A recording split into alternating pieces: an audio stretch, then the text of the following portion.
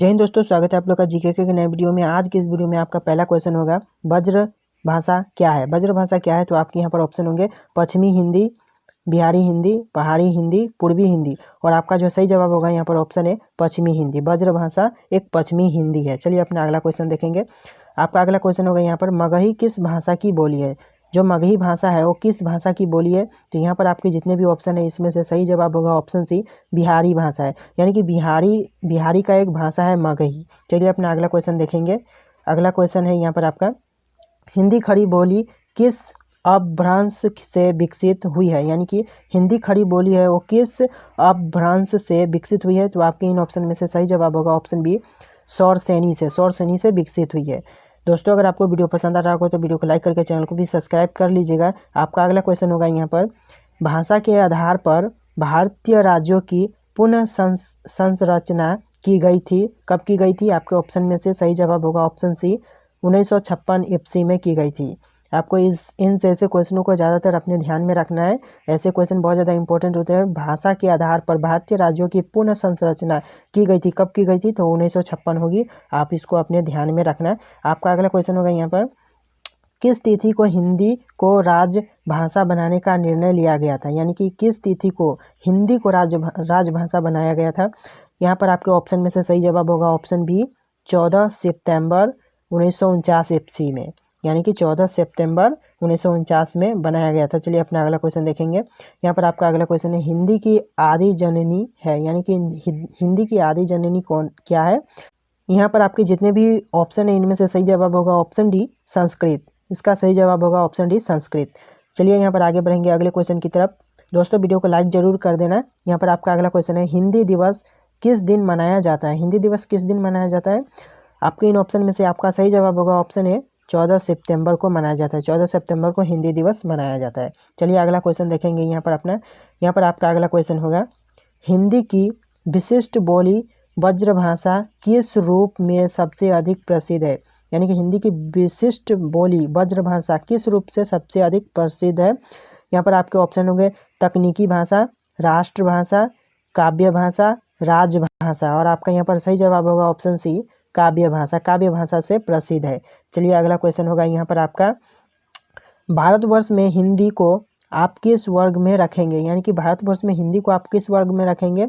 आपका यहाँ पर ऑप्शन होगा राजभाषा, विभाषा, तकनीकी भाषा, राष्ट्रभाषा। और यहाँ पर आपका सही जवाब होगा ऑप्शन है राजभाषा। राजभाषा, आप इसको याद रखना। चलिए आगे बढ़ेंगे अगले क्वेश्चन की तरफ। आपका अगला क्वेश्चन होगा, हिंदी किस भाषा परिवार की भाषा है। यानी कि हिंदी किस भाषा परिवार की भाषा है। आपके ऑप्शन होंगे द्रविड़, ऑस्ट्रिक, चीनी, तिब्बती, भारोपीय। और आपका जो सही जवाब होगा ऑप्शन डी, भारोपीय होगा, भारोपीय। चलिए आगे बढ़ेंगे अपने अगले क्वेश्चन की तरफ।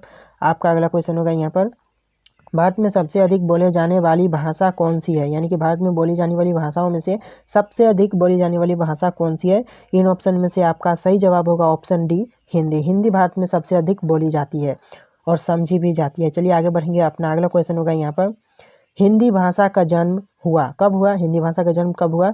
आपके इन ऑप्शन में से आपका सही जवाब होगा ऑप्शन डी, अपभ्रंश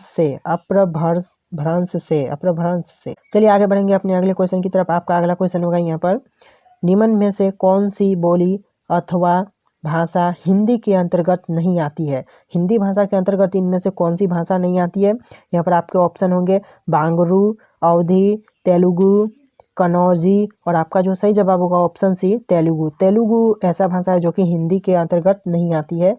चलिए आगे बढ़ेंगे अगले क्वेश्चन की तरफ। आपका अगला क्वेश्चन होगा, हिंदी की विशिष्ट बोली ब्रजभाषा किस रूप में सबसे अधिक प्रसिद्ध है। यहाँ पर आपके ऑप्शन होंगे तकनीकी भाषा, राष्ट्रभाषा, काव्य भाषा, राजभाषा। और आपका सही जवाब ऑप्शन सी, काव्य भाषा होगा। चलिए आगे बढ़ेंगे अगले क्वेश्चन की तरफ। आपका अगला क्वेश्चन होगा यहाँ पर, भारतवर्ष में हिंदी को आप किस वर्ग में रखेंगे। तो यहाँ पर आपके ऑप्शन होंगे राष्ट्रभाषा, विभाषा, तकनीकी भाषा, राजभाषा। और आपका सही जवाब होगा ऑप्शन डी, राजभाषा।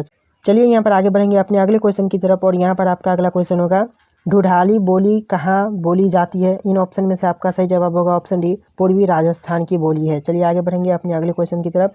आपका अगला क्वेश्चन होगा यहाँ पर, हिंदी भाषा किस लिपि में लिखी जाती है। इन ऑप्शन में से आपका सही जवाब होगा ऑप्शन बी, देवनागरी। देवनागरी भाषा में लिखी जाती है। चलिए आगे बढ़ेंगे अपने अगले क्वेश्चन की तरफ।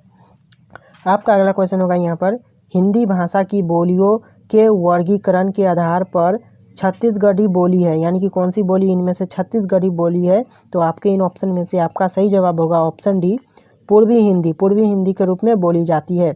चलिए आगे बढ़ेंगे अपने अगले क्वेश्चन की तरफ। यहाँ पर आपका अगला क्वेश्चन है, निम्नलिखित में से कौन सी पश्चिमी हिंदी की बोली नहीं है, यानी कि ऐसा कौन सा भाषा इन ऑप्शन में से जो कि पश्चिमी हिंदी की बोली नहीं है?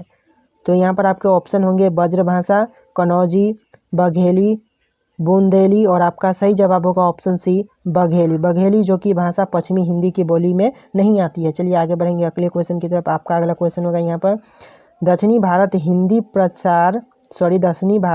प्रचार सभा का मुख्यालय कहाँ स्थित है? जो मुख्यालय वो कहाँ स्थित है? इन ऑप्शन में से आपका सही जवाब होगा ऑप्शन बी, चेन्नई। चेन्नई में स्थित है। चलिए आगे बढ़ेंगे अपने अगले क्वेश्चन की तरफ। और यहाँ पर आपका अगला क्वेश्चन होगा, हिंदी भाषा के विकास का सही अनुक्रम कौन सा है? हिंदी भाषा के हिंदी भाषा के विकास का सही अनुक्रम क्या है? इन ऑप्शन में से आपका सही जवाब होगा ऑप्शन डी, पाली प्राकृत अपभ्रंश हिंदी। पाली प्राकृत अपभ्रंश हिंदी इसका सही जवाब है। आपका अगला क्वेश्चन होगा यहाँ पर, संविधान के अनुच्छेद 351 में किस विषय का वर्णन है, यानी कि अनुच्छेद 351 में किस विषय का वर्णन है? तो यहाँ पर आपके ऑप्शन में से सही जवाब होगा ऑप्शन सी, हिंदी के विकास के लिए निर्देश इसका सही जवाब है। चलिए आगे बढ़ेंगे अगले क्वेश्चन की तरफ। यहाँ पर आपका अगला क्वेश्चन होगा, हिंदी वर्णमाला में अयोगवाह वर्ण कौन से हैं? तो इन ऑप्शन में से आपका सही जवाब क्या होगा? सही जवाब क्या होगा आपको हमें कमेंट करके बताना है। इस क्वेश्चन का आखिर सही जवाब क्या है इन चारों ऑप्शन में से, आप हमें कमेंट करके बता दीजिएगा इसका सही जवाब। चलिए आगे बढ़ेंगे अपने अगले क्वेश्चन की तरफ। यहाँ पर आपका अगला क्वेश्चन होगा, वर्णमाला कहते हैं, किसे कहते हैं वर्णमाला? इन ऑप्शन में से आपका सही जवाब होगा ऑप्शन सी, वर्णों के व्यवस्थित समूह को कहते हैं वर्णमाला। चलिए आगे बढ़ेंगे अपने अगले क्वेश्चन की तरफ। आपका अगला क्वेश्चन होगा यहाँ पर, निम्न में से कंठ्य ध्वनियाँ कौन सी है? तो इन ऑप्शन में से आपका सही जवाब होगा ऑप्शन डी, क ख। ये जो ऑप्शन आपका ऑप्शन डी दिख रहा है ये आपका सही जवाब होगा। चलिए आगे बढ़ेंगे अपने अगले क्वेश्चन की तरफ। आपका अगला क्वेश्चन होगा यहाँ पर, स्थान के आधार पर बताइए कि मूर्धन्य व्यंजन कौन से है? मूर्धन्य व्यंजन कौन से है? इन ऑप्शन में से आपका सही जवाब होगा ऑप्शन ए, ड ढ। चलिए आगे बढ़ेंगे अपने अगले क्वेश्चन की तरफ। यहाँ पर आपका अगला क्वेश्चन होगा, निम्न में से अल्प प्राण वर्ण कौन से है? अल्प प्राण वर्ण कौन से है? इन ऑप्शन में से आपका सही जवाब होगा ऑप्शन ए, क ग। ये जो ऑप्शन ए है आपका सही जवाब होगा। चलिए आगे बढ़ेंगे अपने अगले क्वेश्चन की तरफ। आपका अगला क्वेश्चन होगा यहाँ पर, किस भाषा को हिंदी की आदि जननी कहा जाता है? यानी कि किस भाषा को हिंदी की आदि जननी कहा जाता है? आपके ऑप्शन होंगे प्राकृत, पाली, अपभ्रंश, संस्कृत। और आपको इन ऑप्शन में से सही जवाब कमेंट करके बताना है। इस क्वेश्चन का सही जवाब क्या होगा आप हमें कमेंट करके बता दीजिएगा। चलिए दोस्तों मिलते हैं एक नए वीडियो में।